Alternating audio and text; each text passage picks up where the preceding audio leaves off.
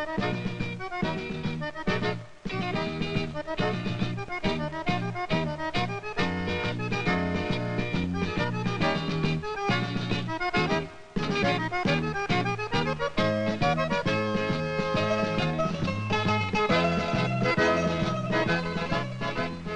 would like to welcome you to our country, Italia, Italy. Come with us and see the land that was once the center of the Roman Empire. To understand Italy, it helps to know that we have three principal and distinctive regions. There is northern Italy, including the Po Valley and surrounding Alps. Here, you see the western coastal region. And here, mountainous central and southern Italy, including Sicily, one of our islands, and Sardinia, the other. In the central region are the Apennines, a mountain range which we sometimes call the backbone of Italy. Let's begin our tour of Italy in the Apennine Mountains. In the Apennines, there is very little summer rainfall. It's rugged land. Some areas are so steep and rocky that even in this age of mechanization, a farmer must use animals for power.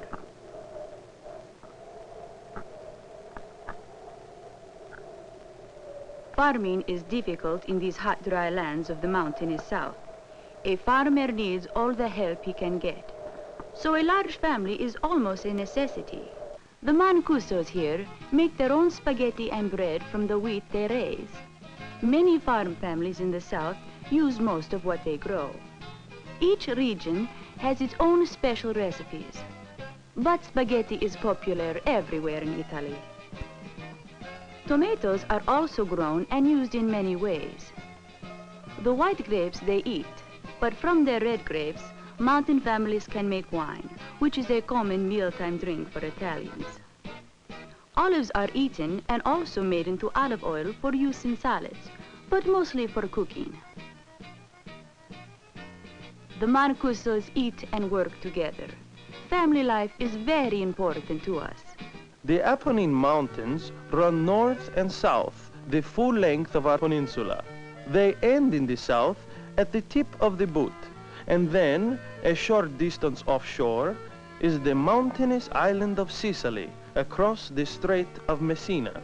On Sicily, especially along the northern and eastern coasts, there are fertile plains.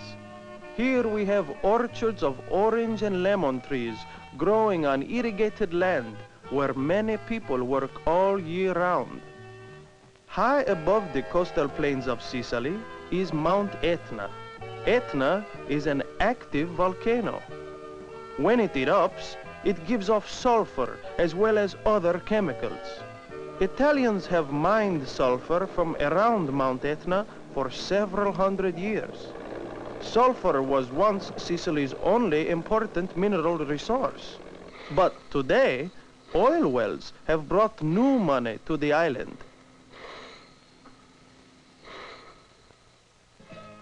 From Sicily, let's go to our other large island, Sardinia, almost 400 kilometers away. The people who live on Sardinia use much of the land for grazing their sheep and goats. There is not much industry here, although there is a source of power. This dam provides Sardinia with electricity, which has helped some industry develop. But even so, here and in the central and southern mountain regions of Italy, most people are involved in agriculture. Many of the products of the islands and of southern Italy go to the port city, Napoli. In English, you say Naples. Here in our western coastal region, the farmlands are very productive. Although we get little rain here, we can irrigate because the land is generally flat. Many of the crops we raise here will be sold at outdoor markets in Naples.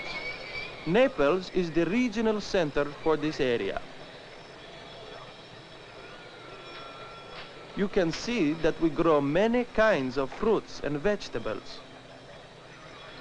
Some of the produce, like these tomatoes, will be shipped for processing at local plants.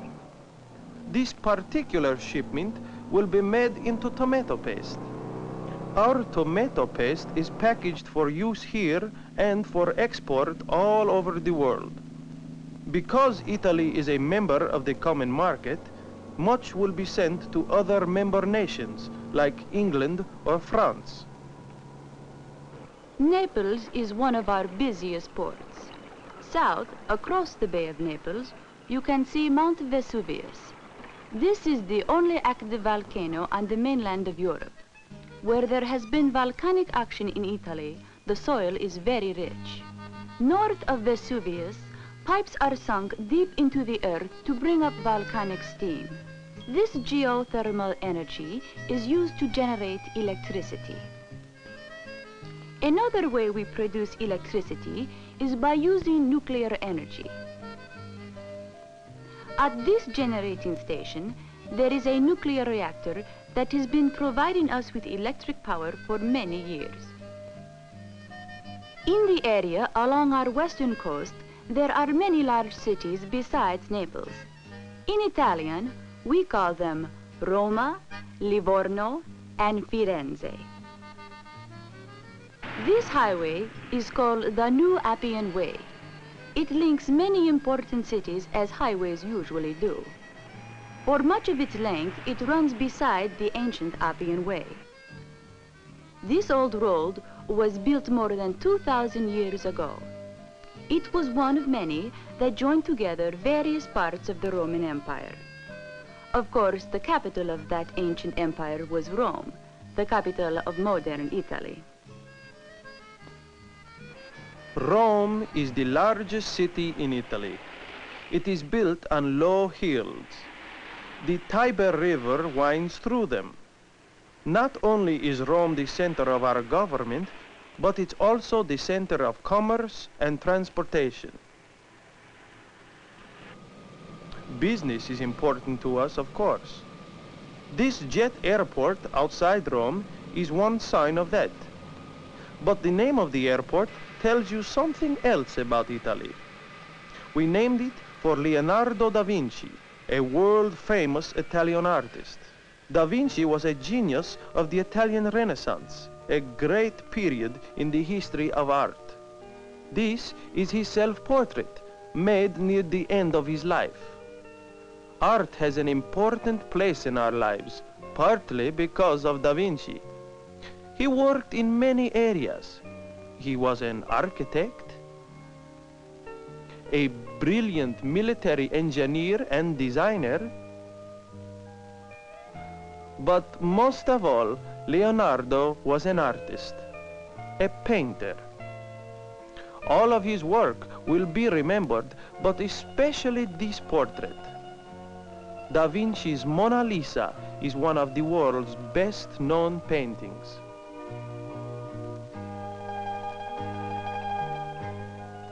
Another Italian Renaissance genius who helped make art so important to us is Michelangelo. This is his self-portrait. And this is one of his many paintings, The Holy Family.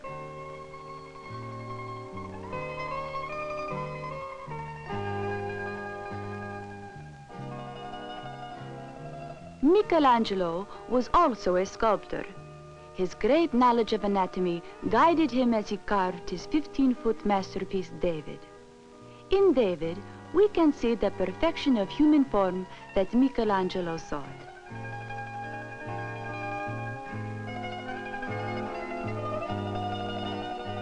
Michelangelo, like Leonardo da Vinci, was also an architect. He designed the dome of this building, St. Peter's Basilica, which still stands in Vatican City in Rome. Today, the Vatican is still the center of the Roman Catholic Church, as it was in Michelangelo's day. Rome has changed a lot since then. The suburbs have grown far beyond the old city. But north of Rome, across the western coastal region in central Italy, is the city of Florence, which looks much as it did when Michelangelo lived there 500 years ago. Florence is on the Arno River, which flows through the productive Arno Valley. The valley is famous for its vineyards.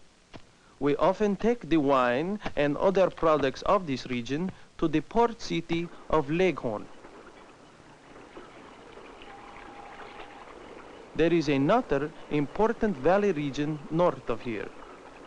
Let's look at our map again and move to the Po Valley. Now we are in the industrial and agricultural heart of Italy. Here in the north are the major cities of Milano, Torino, and Genoa. The long valley of the Po River is sheltered from cold north winds by the Alps. This is why the climate is so mild here. The Po Valley, which we sometimes call the Lombardy Plains, is our most productive farming region.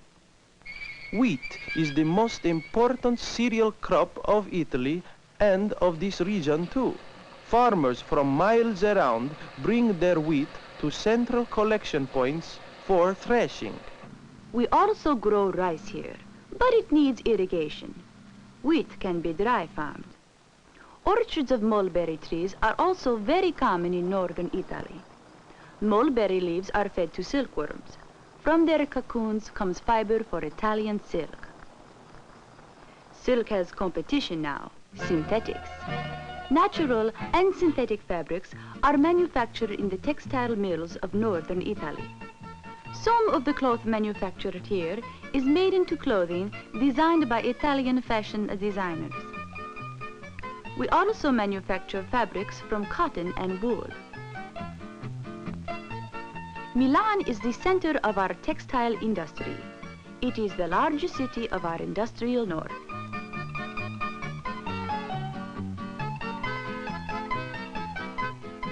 Milan has a much more modern look than Florence.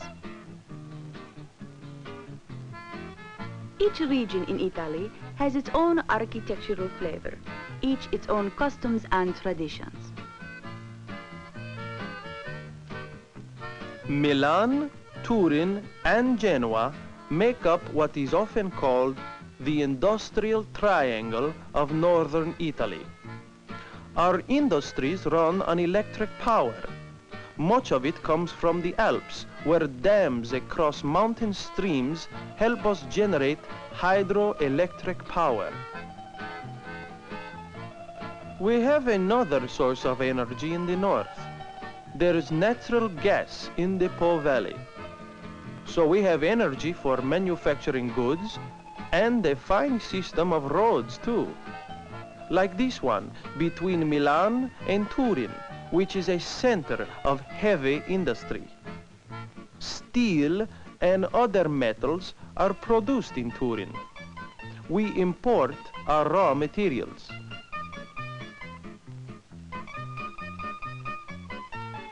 This is a test track for an automobile factory in Turin. In the plant, they make cars that are sold in our own country and also exported all over the world. The industries of the north have attracted many workers to our northern cities. They come to places like Turin to find work in factories and offices. Population has grown very much in these cities, so we've built many apartment units, like these in Turin.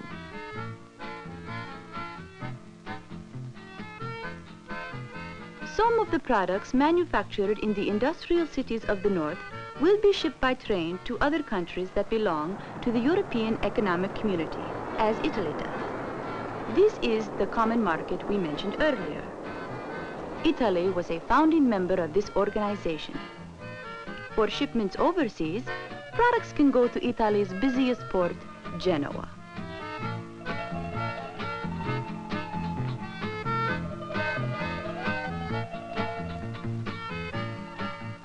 While today Genoa is the major port city of Italy, several hundred years ago, Venice on the east coast held that position. Venice, Venezia as we call it, with its canals, gondolas, beautiful buildings and art, is one of Italy's most popular tourist centers.